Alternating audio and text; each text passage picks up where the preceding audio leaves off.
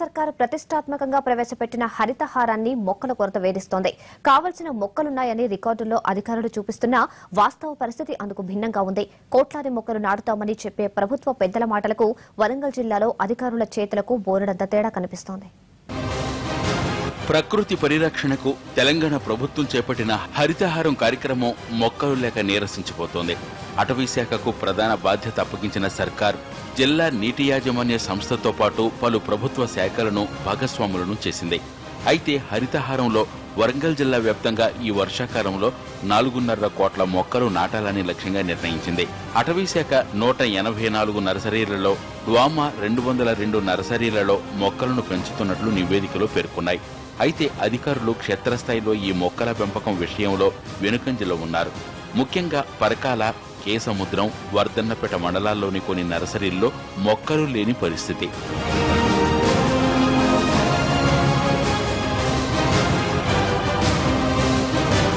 కొన్ని చోట్ల నాసిరకం పిలకలు వాడటం వల్ల మొలకెత్తకుండా పాడవుతున్నాయి. మరోవైపు వేసవిలో ఎండలకు నర్సరీల్లోని మొక్కలు సరిగా నీరందక చనిపోగా ఇప్పుడు తాజాగా మొలకెత్తుతున్నాయి. వేసవిలో కొన్ని నర్సరీల్లో 50% పైగా మొక్కలు చనిపోయినట్లు అధికారుల వద్ద లెక్కలున్నాయి. కానీ అధికారికంగా ఈ విషయం వెల్లడించటం లేదు. ముఖ్యంగా ఆత్మకూరు మండలం, తిరుమలగిరి, పరకాల మండలం, నాగారం గ్రామాల్లో చాలా వరకు నర్సరీల్లో మొక్కలు చనిపోయాయి.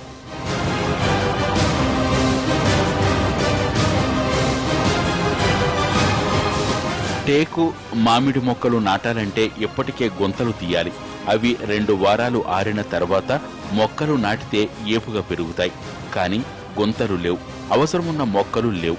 పైగా కీలకంగా హరితహారంలో ఉండే డ్వామా సిబ్బంది సమ్మెలో ఉన్నారు.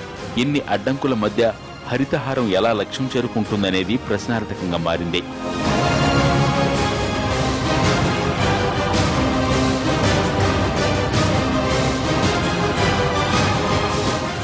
అటవీశాఖ మంత్రి సైతం కోట్ల మొక్కలు నాటుతామని చెప్తున్నారు.